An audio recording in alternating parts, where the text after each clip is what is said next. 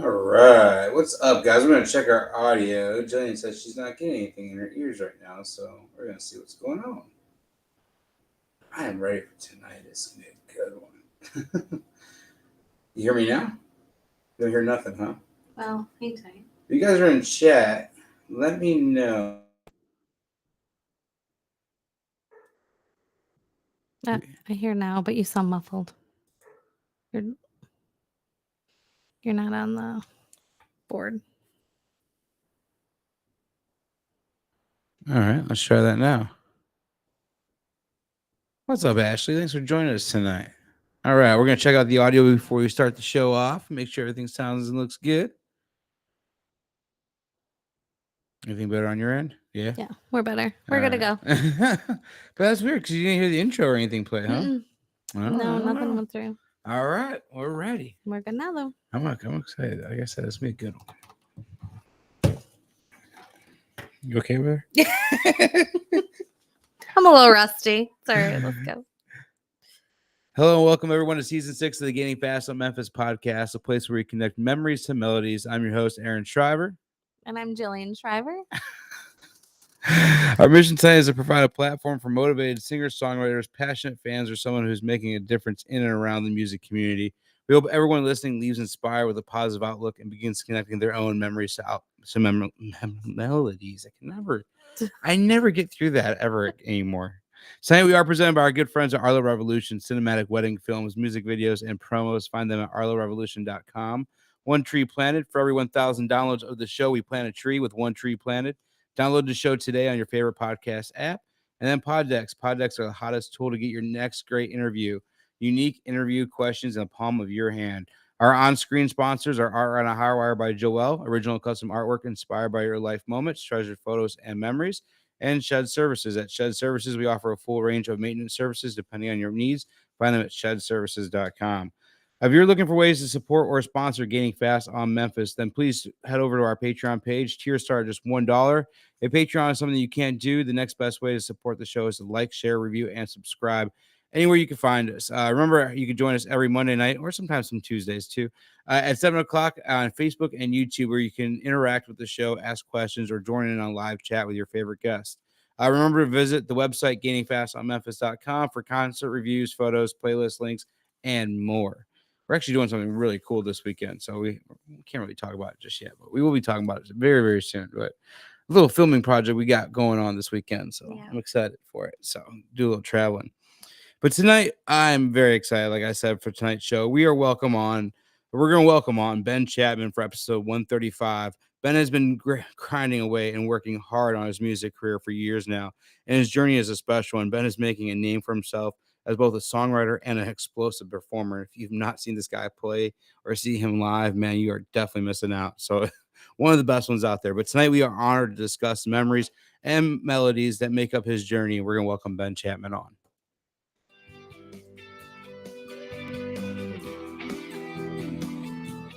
What's up, dude? There you are. Hey, what's up, y'all? Man, how you doing tonight, man? I'm so excited to have you on tonight. This is gonna be a blast. Hey, likewise, man. I've been waiting on this all day.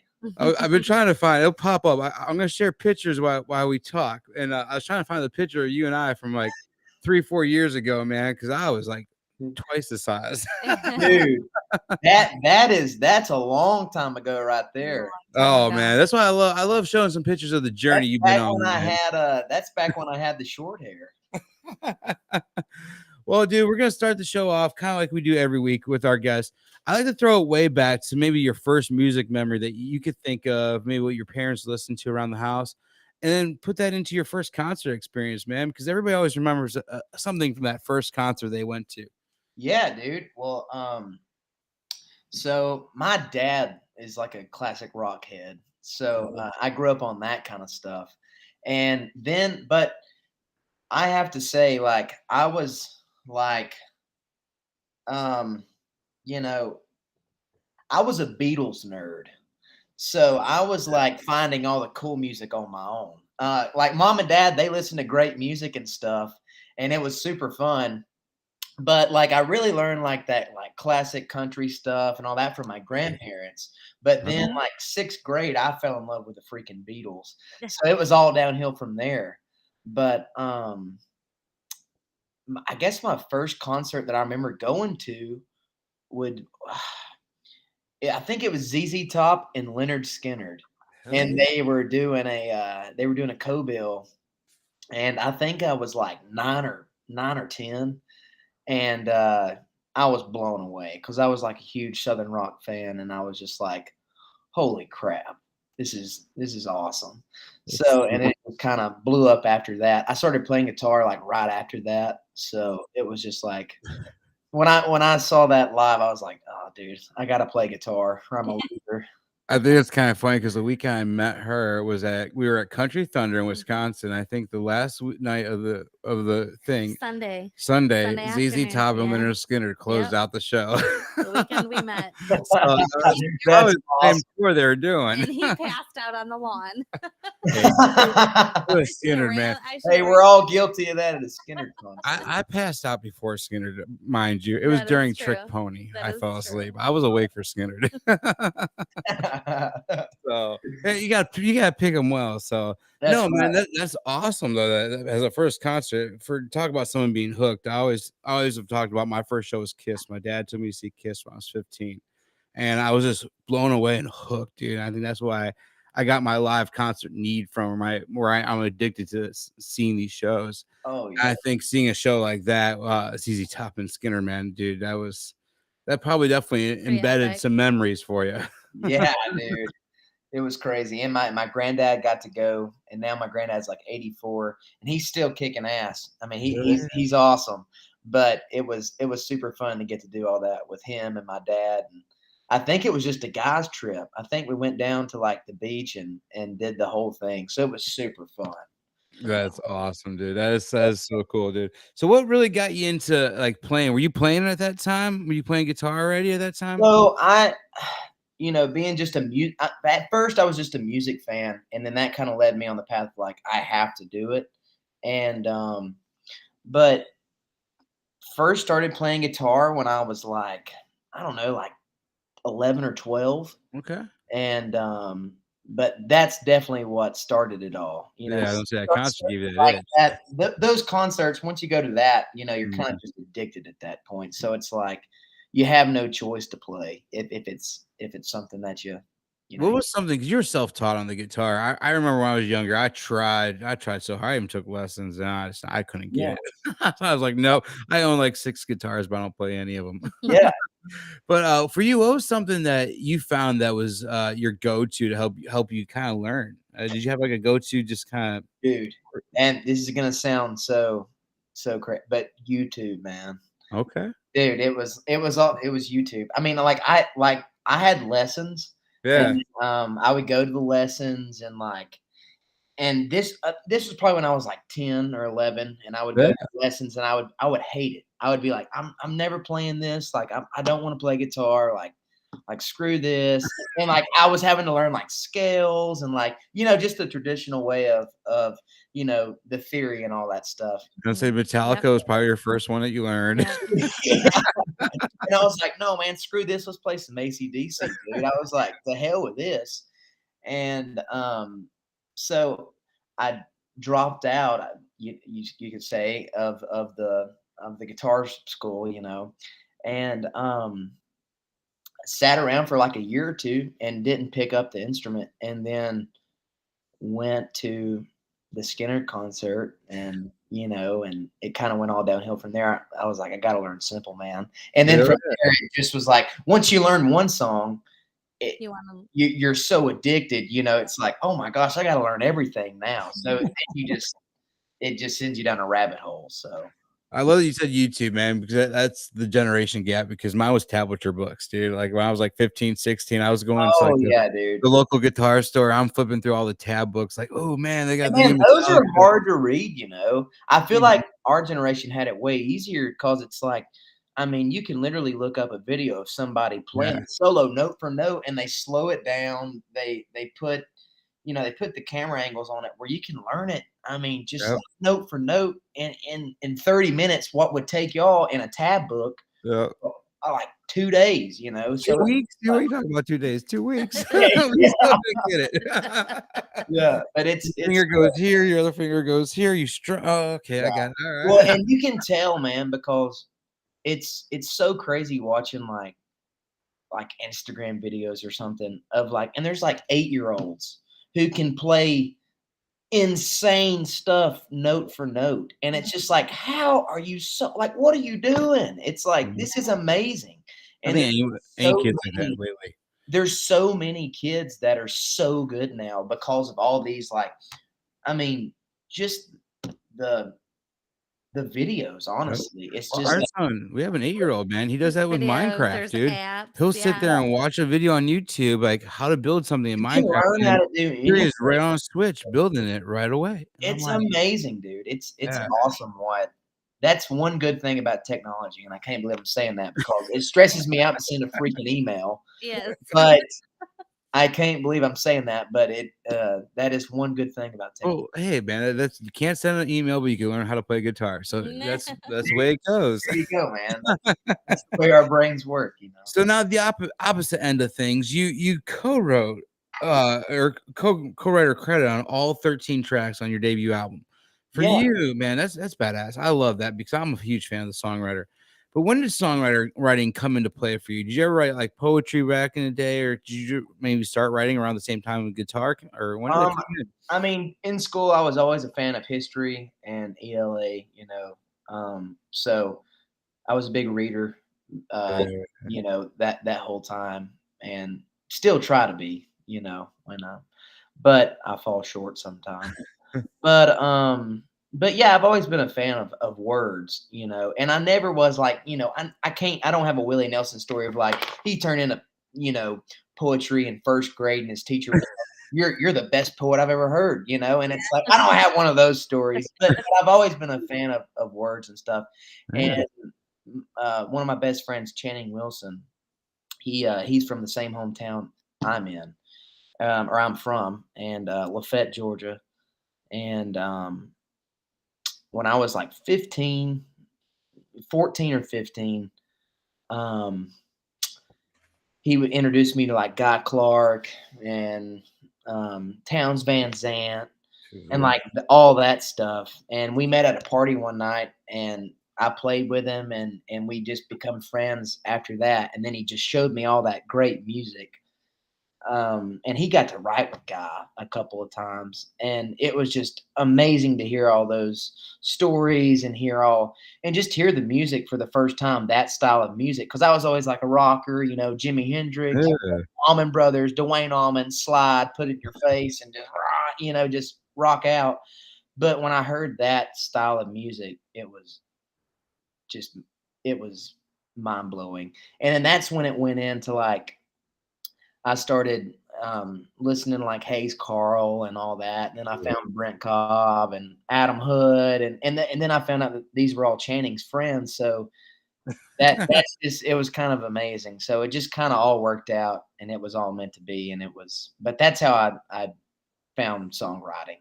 And now you're getting cuts from some of your heroes out there and stuff, but like Drake White, Davison Brothers, Robert Randolph, Aaron Enderlin, man, just some amazing names, dude, that you're getting cuts with out there. Yeah, dude. Davison Brothers, those guys are West Virginia guys, right? Yeah, man. They're West Virginia cats. They're My awesome. my Man. my dad went and saw a show in Wheeling, West Virginia, and this band opened up, and he talked about them for weeks, and he gave me their CD once. He goes, "Oh, you gotta listen to these guys; they're so awesome." And it was Davison Brothers on there, and I'm like, "All right." So every time I hear that name, I always remember that moment with my dad and everything. So that's cool. And they're But those guys sweethearts. jam, dude. Oh yeah, they're sweethearts. They're great. They're great musicians. They're Hell yeah, dude. awesome. But So yeah, is there ever a song that you got cut that you kind of want to hang on for yourself that you're like, you know what? I really don't want to let this song go, but I gotta do it. oh man, you know, not really, because the way I look at it, you know, I look at things old school and like, you know, you look at all of our heroes like, you know, Waylon and Willie and all those guys, and even is cliche as that sounds, Waylon and Willie. But I mean, if you look at them, they put out songs both of them the same song in the same year, in the same month. They didn't give a shit, man. So it's so cool to see that. And like, I think the modern age industry puts so much stress on putting something out. And it's like, you look at one of their careers and they put out 60 records. Willie's at I think 180 records right now. It's like unreal. It's like you don't have to put so much worry and anxiety and it has to be perfect into this one thing. And I think that's what a lot of people try to do these days. And it's just stressful. It's just because we're all making music. I mean, I put out that first record and I was ready to put out another one as soon as it was done because we waited a year, to put it out. And it was just like, so I think if the song's good enough, both people will, but anybody who wants to cut it will cut it and it'll do good, but it's all about it goes back to the song. And if I the love song that. is good, then anybody can, you know what I mean? It's I love that. And I go back to Jamie Johnson in Color, dude. That was a Trace Atkins song for a little bit. I mean, a lot of people don't know that, but Trace did end up cutting it, and it was on a B-side, but it was supposed to be a Trace Atkins single, and it got pulled, and it got given back to Jamie. I think it was what I heard. And then Jamie released it as a single because he got his record deal. I'm like, that could be a game changer. Who knows? But it's about the songwriter too, man. Because like I could hear someone that cut a song. I hear Jason Aldean sing 100 times whatever song, but then you hear the songwriter sing it, and you're like, dude, you're blown away. Oh man, yeah, dude. Well, it's just like Stapleton singing what's the Josh Turner song? The Baby Told Me, Your Your man. Man. I mean, it's like what the shit, dude. I mean, it's like this is unreal. I always said that about sorry if I'm not supposed to be cussing on here, by the way. I've been a little shit. Good. Yeah, I do the same thing. What hurts the most, man? Rascal Flatts did that song, but I always loved Jeffrey Steele's version until I heard Aaron Lewis sing it. I was like, oh shit, who's this guy? Yeah. Oh, dude. Jeffrey Steele is awesome, man. He's a cat, dude. He's one of the best ones out there. So he's a funny bird. I love that dude. He's awesome. So you turned 21 and you jumped the gun and went. What finally made you make that last minute jump or finally make that push from Georgia to Nashville, dude? Kind of make that move. Man, there was no really jump. I had it in my mind that I wanted to move to Nashville since I was like 19, or even before that. But started thinking seriously about it at like 19 or 20.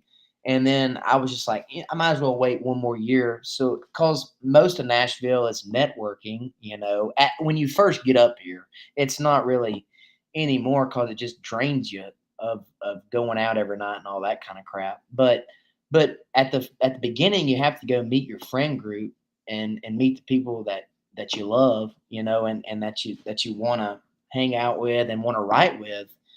And you really can't get in anywhere in Nashville if you're not 21. So I was just like, I didn't have a fake. So I was just like, I might as well just wait a year and go up there and really do it. And if somebody asks me, you want to go get a beer? I can say, yeah.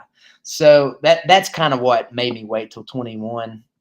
But there's some badasses up here who moved here at like 16 that are probably listening to this being like, shit. But like, I mean, it's so cool to hear those stories too. It's like, man, I moved up here at like 16 or 17.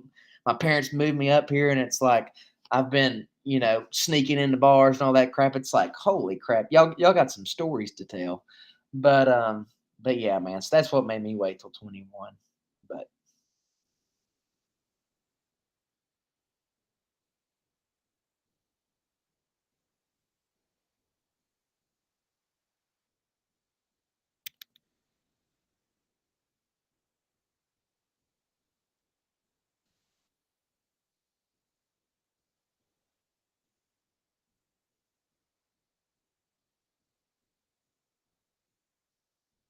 hey, I can't hear you.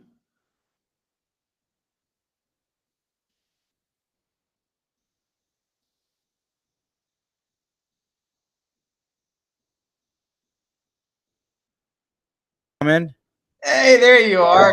I was like, oh my God, what did I do wrong? No, there's a moment during I got Noble's message over here showing again. There we go. Get that thing off there. No, dude. Like I was trying to say something during. I'm like, I don't think you can hear me. I don't think my mic's working for some reason. No, That was no, weird. I'm sorry, y'all.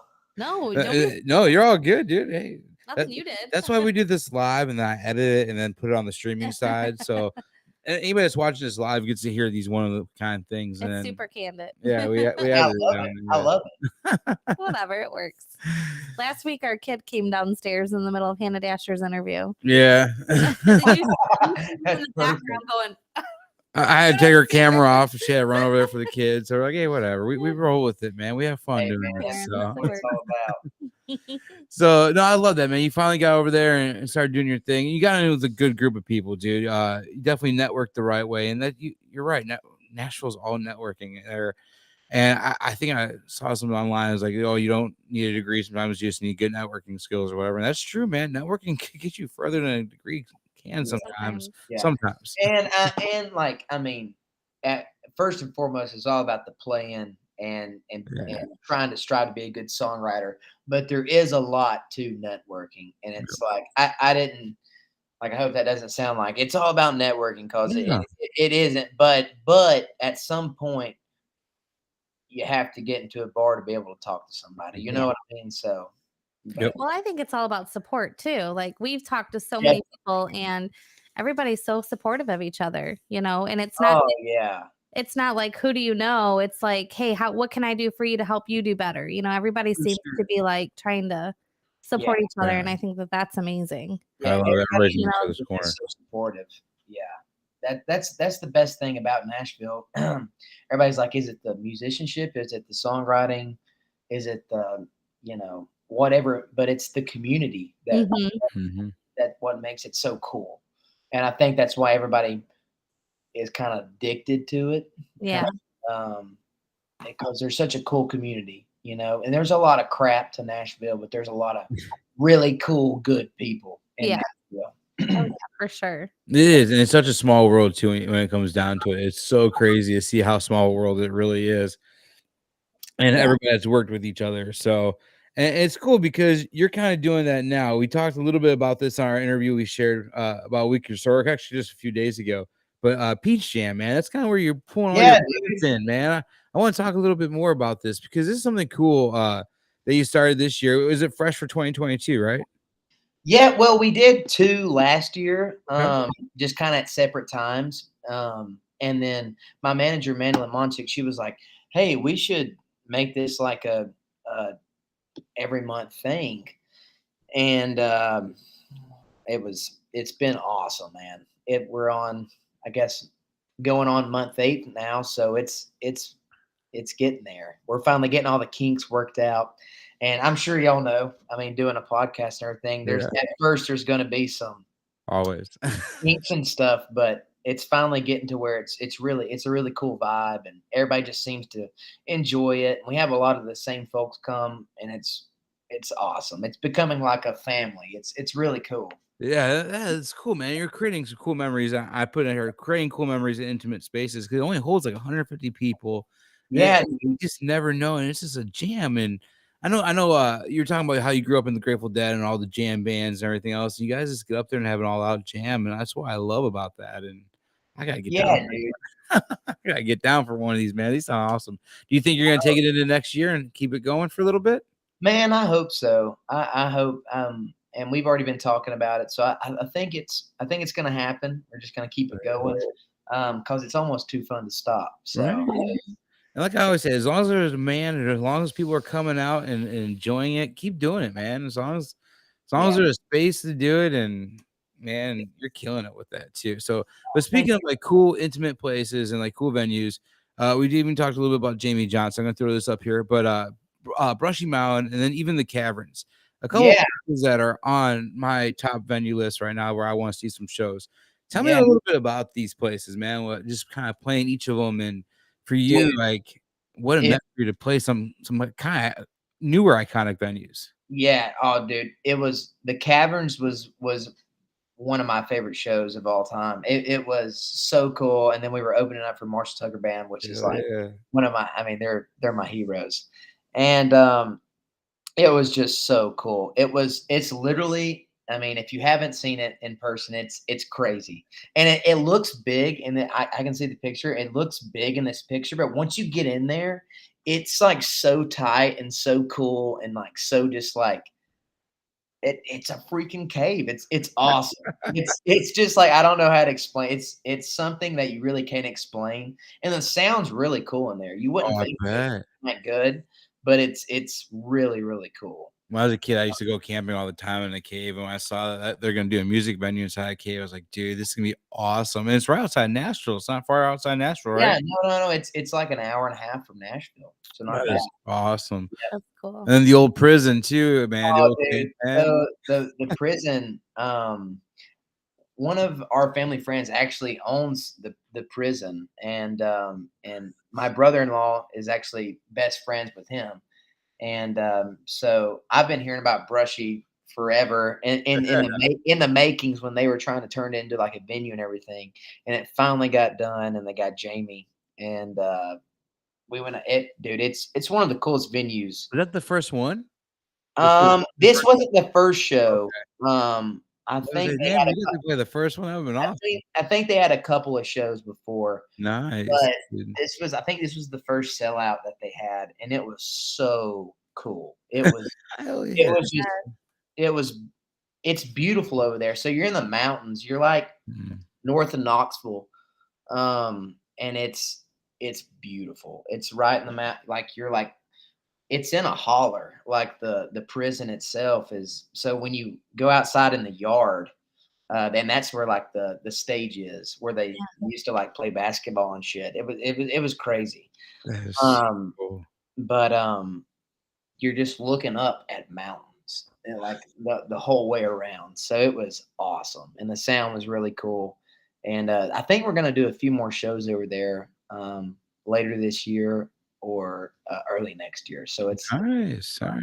I might have to try to get down to one of these, man. Yeah. dude, y'all gotta come. It's really cool. Yeah, That both sounds of those awesome. sound That'd be a awesome. cool little venue Mhm. to check out too. Just even walk around if they did tours like inside the prison too. I love old prisons, man. I grew up around West Virginia, and man, they had the West Virginia Penitentiary out there, and seeing these old prisons are always fun. Oh yeah, it's so cool. The So history behind all of them are really cool. yeah, So it's nuts history at that one. They have some wacko stuff. That's It's right up crazy. Aaron's alley. oh yeah, that'd be fun. We could definitely we'll have to talk a little more about those one day. Well, we'll have to get you to that lounge here in Illinois one time. And we'll talk some About to stories. say, dude. Well, yeah, it's got We'll some talk some stories. stories. For sure. So we're talking a little bit, or during the episode, I've been showing a lot of pictures, and you see a little bit with a girl next to you, but your girlfriend's in the business too, man. And I want to kind of ask you about dating another songwriter, and how do you think that really helps? Because I was listening, kind of prepping for this episode, so I really don't want to talk about a lot of the same stuff. But Matt Burrell on In the Round podcast had both of you guys on, and he really talked a lot about it and touched on about kind of like normally when songwriters want to write, they want to write about their significant other sometimes, either if they're happy with them or sad with them, one or the other. So Yeah. how is that kind of like writing with her and everything and kind of being vulnerable and trying to be that vulnerable with this person that you're writing about almost? Well, sometimes it's heaven and sometimes it's hell. No, no, I'm just kidding. But it's awesome, dude. We have so much fun together. And it's so wild how we can um it's so wild how well we know each other now. And it's grown into something really beautiful and really cool. And just like I was telling y'all before, we wrote 2 songs today, and it was just like it's so cool just being like sitting there watching TV and be like, "Hey, you want to write a song?" And it's like, no, man. And we've come to, there's some stuff that we fight on and butt heads on, especially in the writing room. But then when it happens, it's almost magic. So it's really cool. But I would say I would approve it.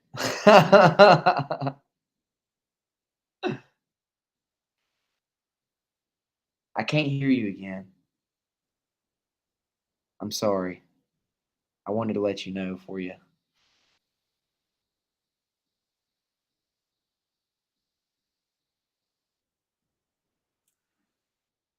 Can you hear me now? Boom, there we go. Gotcha. It's so odd that it keeps doing that, man. I do apologize. That's so odd. No, it's totally cool. I could tell you guys are two old souls and you guys just click on it. I love seeing that too about you too. Um, Yeah, man. I love your story. So it's really cool. If you guys are listening out there, definitely go check out that podcast with both of them on there. Phenomenal. I actually learned something really cool. Meg said something. What did I say? She made a quote, and I'm like living by it. The goal is to get paid to do the things you pay to do. And when I heard that, I was like, dude, it clicked because right now I'm trying to really get this whole photography thing, this content thing to take off. And I'm paying to do different things, and I'm doing it because I love it, man. And honestly, and one day I know that's gonna turn into me making money doing it. And you know what? If I gotta spend a little bit to do it, I'm gonna do it. But that's the goal, man, to get paid to do the things you pay to do, because it definitely is, man. If you're paying to do it, it means you love it. So you're right. You're right. Get paid what you love, right? Yeah. So, dude, this has been awesome. I love just sitting here and chatting with you, dude. Dude, likewise. We do it forever, man. How's the tour with Muscadine been going? We got to see you in Chicago for a little bit. Dude, it's been going so great. They're such good dudes, and they really treated me like family. And we play a song together every night, and they just really try to support me, and it's really awesome. Like, if I ever get to the point that they're at and get to have an opener, I've learned how to treat an opener, because they have treated me really, really great. So I can't say enough about them. They're really great guys and really good musicians. You guys freaking rock Joe's, man. Yeah, oh, dude, that was so fun. Oh my god, one of the best shows I've seen in a long time. Yeah, I haven't seen a show like that probably since Eric Church days and stuff, man. That was like that blew. Amazing. Even I think Joe's was shaking a little bit after that show. No, the whole night, everyone was amazing. I thought it was fantastic. It was really fun, and the crowd was good there too. Yes, it was a good crowd. Yeah, it was packed. So I love it. It's always fun when you get a club like that, and they get all packed in there like that. Those are just. That's what you live for right there. Yeah. Oh yeah, dude. And then Cadillac 3 just announced their fall tour. You got a few dates on that, man. That's gonna be awesome. I think you're coming to like Peoria too. Yeah. Yep. So that's close to y'all, right? Yeah, I'm about to drive down and see that show. Yeah. Cool. Yeah, and we're actually doing full band on those. Oh, are you? Okay. Yeah. Hell yeah, dude. I'm definitely super fun, man. Super fun. Are you doing when you come up to Milwaukee with was it William Clark Green? Was it? Yeah. Are you full band then, or is that acoustic? No. I'm he's being kind enough to let me ride on the bus. So I'm gonna just do acoustic on those. All right. So I'm gonna make sure I got one of these Cadillac 3 shows, man. I want to see you jam with a full band. I'm sure. Yeah, dude, it's epic. fun. We have a blast. That's cool, man. So, dude, if you don't mind, we'd love to get you to. Actually, before you do that, I'm like skipping a whole part. I'm like, dude, what am I doing? I was gonna get you to start playing. It's that damn thing we were talking about before we went live. That's what it was. I think so. He is all. I'm all over the place. No, man. So earlier, we're gonna move on to our sponsored by Powered by Pod Decks, our sponsored section of the night. So I can't even talk. I got all clustered over here, but we pulled a couple cards earlier in the night, and one of them was, which large music festival would you like to play, and what's been the best festival you've had played so far? I know you love the old jam bands, and you love the whole like I think Bonnaroo's a whole big ass festival. What's like one of the coolest festivals you got to play, and then what's one that you're still on your list that you're like, dude, I gotta play this festival? Man, to be honest with you, I've only played a couple of festivals so far. Just getting into that world. But dude, my hometown does a festival every year, and we played it this year, and it was so fun. So I would have to say that one, and then definitely one I want to play forever. I've always wanted to play it because it's like an hour and a half from my house is Bonnaroo. Yeah. So hopefully in the next year or two, we're going to do Bonnaroo. So. And they've been allowing, or not even, I don't want to say country, because you're not even, I mean, country music's so wide range now, but like, listen, you're just such a jam band. Like, you just jam on. That's what I love about like watching one of your shows and just seeing you, because you go there, you're getting a freaking performance out of you, dude. You're out there jamming. So you would fit perfect. And Bonnaroo's not allowing, but they're branching out and getting so much different genres. No, they are, man. And like it's Love that. almost like a direct line from Nashville as well on like the booking of that. So hopefully we're getting close. You got this, buddy. And when you're there, I'm coming out. I've never been to Bonnaroo, so I might have to break my Bonnaroo Damn right. Bonnaroo card. Right. I want to see y'all there. I might have to come out for that one. That would be a fun one.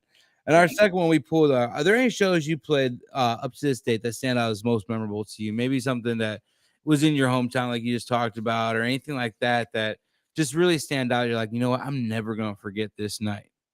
Man, there is a lot of nights like that.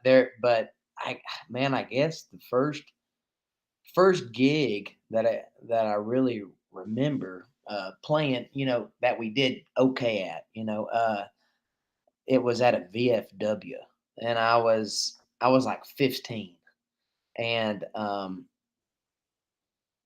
everybody was messed up in there, and and I remember it, and then we started doing like a monthly gig there, and I did it with a band full of these older guys that are some of my best friends still. They're great musicians, but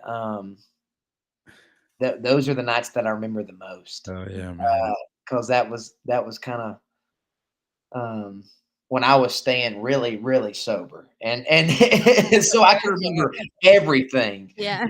So it was, but man, those are some of the best nights ever. It was just when you were young enough to when you hit a lick right, you were like, oh man, you still get excited, and now it's just, it's like, all right, we're this is fun, but there's that moment in any guitar player or singer's stage when they hit something right for the first time ever. Yeah. Oh, I'm sure that debut at Joe's Bar is going to stick in your mind for a while too. Oh, dude, that was fun. That was fun. You had Angie out there. Everybody came out to see you that night, man. That was a cool little crowd out there for you. It was cool, man. It was great. So, we're very lucky to be there and witness that, man. So, and I'm so glad y'all were. Hell yeah. So we're gonna move into a fun segment. You're gonna like this. I got 4 songs I picked out. There's gonna be some fun ones. First memory you get with this song, we're gonna talk about for a quick second. So we're gonna go ahead and play. This will be a good one. Play the yellow one.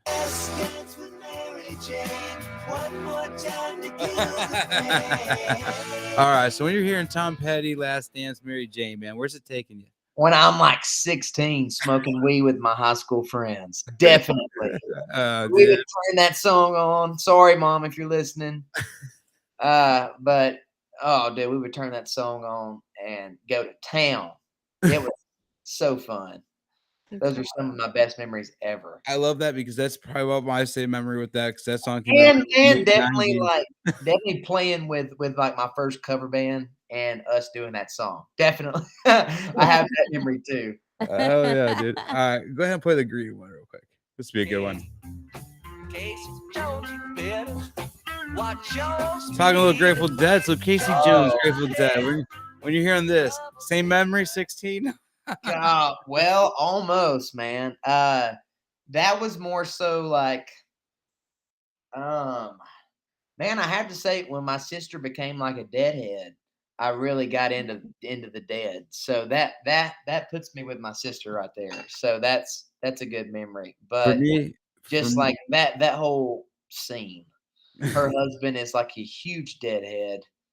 Shout out to Chad. Hell yeah, man. But and he schooled me on some Grateful Dead, so now I'm a forever fan. For me, it was the whole. Remember, I don't know if you've seen this guy running around now. Has the he'll see the people wearing the band shirts, like name 3 songs. Da da da. Oh yeah. That was me in high school. So I wore a Grateful Dead shirt once to school, and someone's like, name 3 songs. I'm like, so I didn't know. I went home and I learned 3 songs that night. I became a Dead fan ever since then. And Casey Jones was one of the first ones because I was like, dude, Casey Jones so good. Oh, man. Teenage Mutant Ninja Turtles, Casey Jones. I'm gonna play this song, and I'm like, all right, I love this song. I'll never forget that kid in school. He called me out. I was like, all right, I got you, dude. Name 3 songs. Coming back tomorrow, knowing 6. All right, let's go. Hit green again.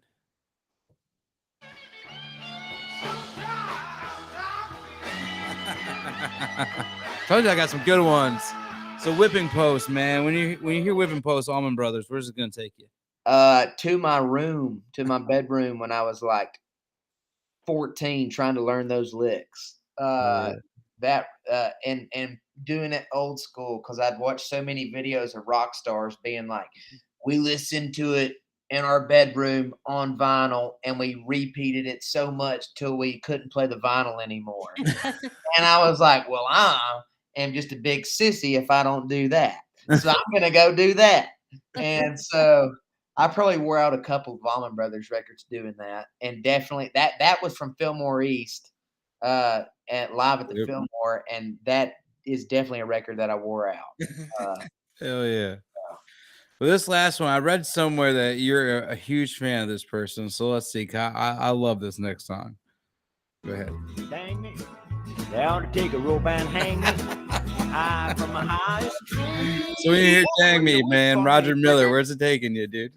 Oh man. Okay, so that's in the batch of well, I've always known that song since that's one of the famous ones that you know the song but you don't know who it is. Yep. One of those deals.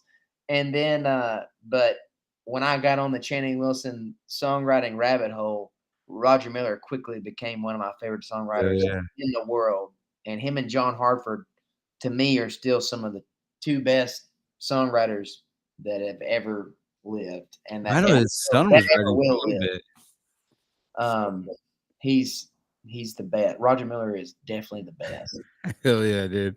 I love that song because I mean, diehard Church fan, you know that, and he sang it once on GAC way back when. Yeah, man. And he's like, I'll never sing that song again.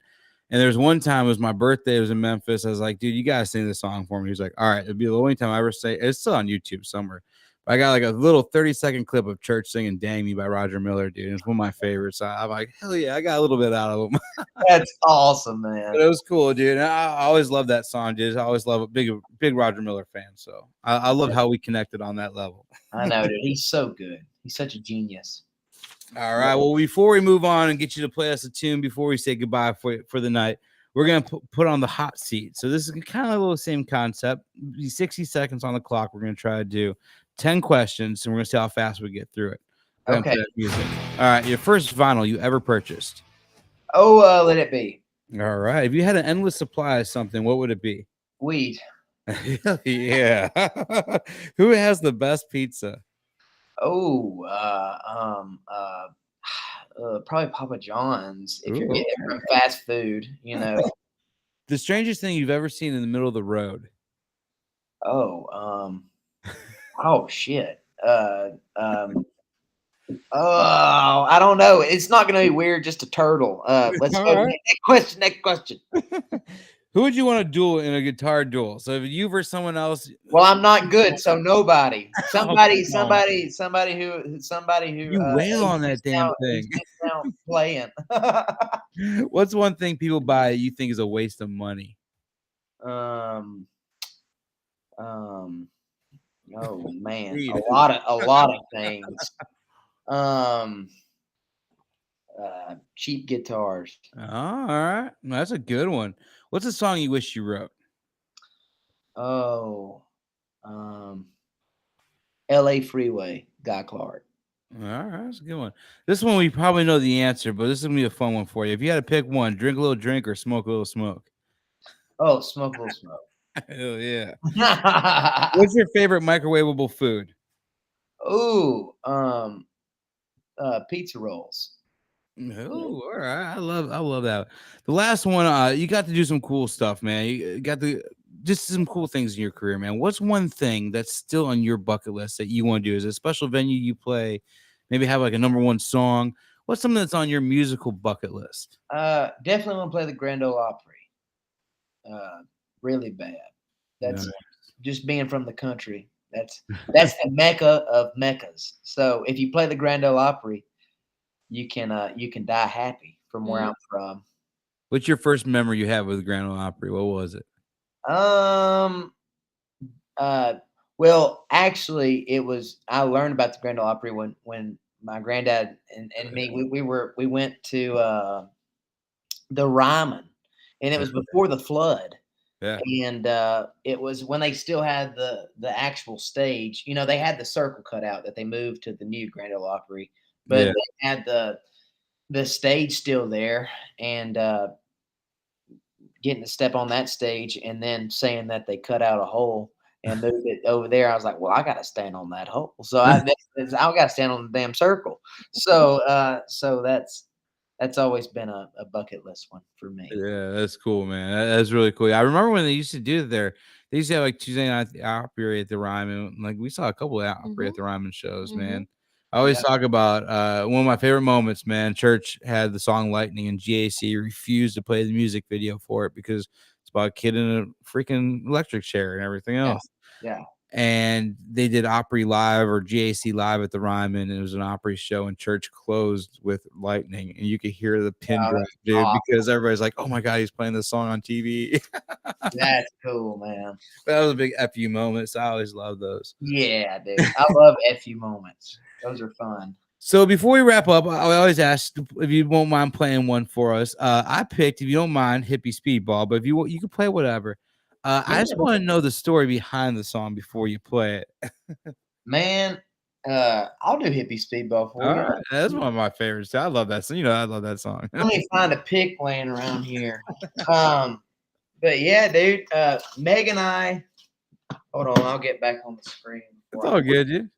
Where they gave away his last pick. Was that Blarney? Nick Norman gave away. Was it? Oh. Yeah. But we wrote this back during COVID. Well, I guess we call COVID like it's a time period. Yeah. I wrote this back in BC. No, but we wrote this when COVID was going on, and right at the height of it, right there, like March 2020. And we literally woke up every morning and went out on the porch and smoked and drank coffee and tried to get an idea for a song. And so that particular morning we didn't have anything, and we'd been writing every day for a while there. And I was like, isn't this called a hippie speedball? Yeah, coffee and weed. And we looked it up, and Meg was like, it is. What should write a song about that? So we broke into the first verse very quickly. I mean, we wrote the first verse in like 5 seconds, and I think it was what we said and or what we were doing at the time. And so, but I was like, this guy just wrote a song about every morning of mine. That's like, yeah. I got ADHD, so I take Adderall too. So I say that's a huge hippie speedball. Yeah, that's the Mac Daddy. Yeah. That's over the edge. So, all right, man, we're gonna go ahead and give you the stage, buddy. All right, man. There you go.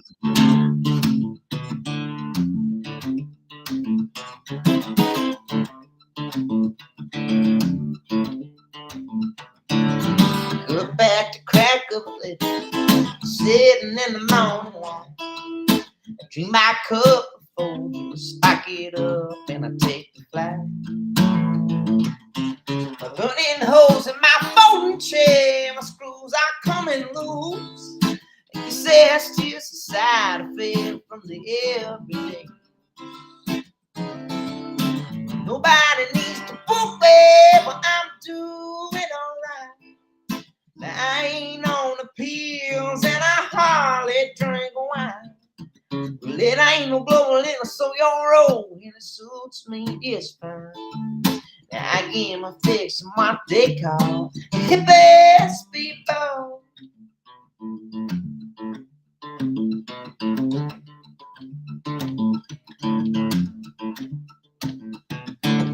It's a classic combination. Some say it killed my motivation.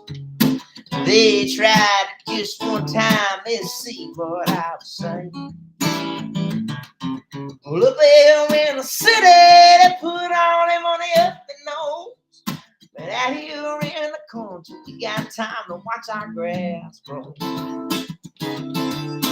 Nobody needs to book me, but I'm doing alright. I ain't on the pills and I hardly drink wine. Well, it ain't no bubble little, so you're rolling. It suits me just fine. I get my fix on my day car. Hippie speedball. Oh, hippie speedball. The comfy cup, ashtray, roll it up, mama. You know I can't wait. 9 o'clock in the sky, won't be coming down for a while. Comfy cup, ashtray, roll it up, mama. You know I can't wait. 9 o'clock in the sky, won't be coming down for a while. Nobody needs to book me. I'm doing alright.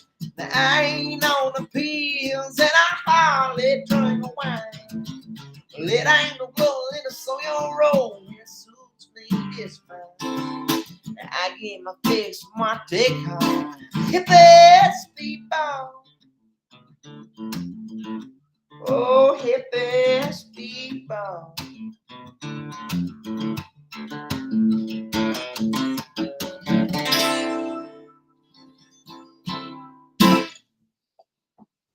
Oh, dude, you're awesome, man. So Oh, fun. thank you.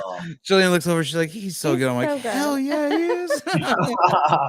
Thank y'all so much. Jamming, man. That was awesome, man. Thank you. I love that, dude. So tell me a little bit about, before we let you go, about the album you just put out, and Yeah. where everybody could find it.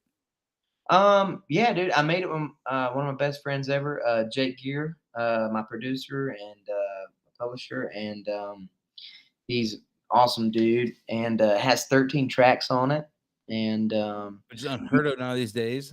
yeah, man, Have like it's, 6 or 7.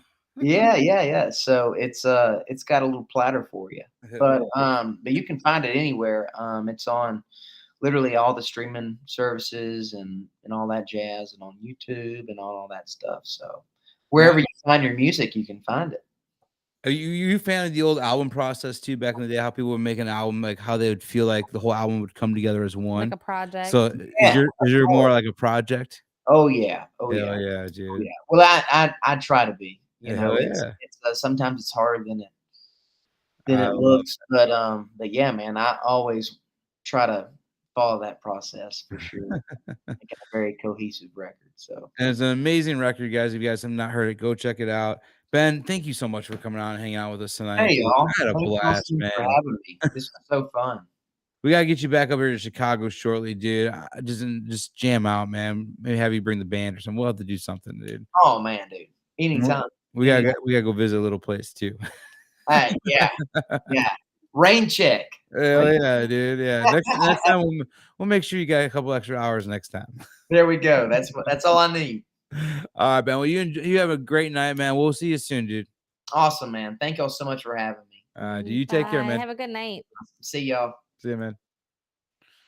Man, that was another fun show. It was I had such a a good blast show. with him. He's so Mhm. fun. He is. Just down to earth, kick back, just He truly is like a get what you a see what you get good type old thing. soul. And dude, every song on that album too is just badass. I dude. know. So good. Yeah, man, we gotta go to one of those full band shows. You know that. Mhm. Well, I mean, my gosh, when he jammed with Muscadine, holy Mhm. cow. Can you I was imagine him with a like, band? I was like, he's so, yeah. Him with the band would be so good. Oh Oh for my god, I sure. would love to see that. All right, Super well, talented. man, guys, that was a fun show. I had a good one.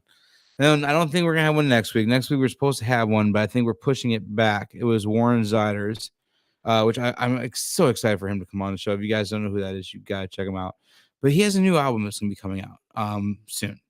So I think we're gonna push it back and closer to the album date, which would work better. So our next show is gonna be a little bit longer, maybe our 2 weeks gap, but we're gonna get back on this every week. I promise you. But I do hope you guys have an amazing night, and I want to thank you guys for joining us tonight on episode 135 with Ben Chapman. I mean, the future he's gonna have. I mean, just unbelievable. Ben is one of the hardest working guys we know, and we were lucky to have crossed paths with him, and we want to wish him nothing but the best, and cannot wait to see what the rest of 2022 brings, and even 2023 brings for this guy. So don't forget to catch up on everything you missed tonight and past episodes at gainingfastonmemphis.com. And yeah, we cannot wait to see you guys next week or the week after. Sorry about that. See you guys soon. Bye. Have a Take good night. care. The Gainin Fast on Memphis podcast with Aaron Shriver is brought to you by Arlo Revolution. As we close the book on another chapter, remember, music gives a soul to the universe, wings to the mind, flight to the imagination, and life to everything. Next week, Aaron connects more melodies and memories with other fans and the artists they love. Thanks for being a part of this musical journey, and we'll see you next time on the Gainin Fast on Memphis podcast with Aaron Shriver.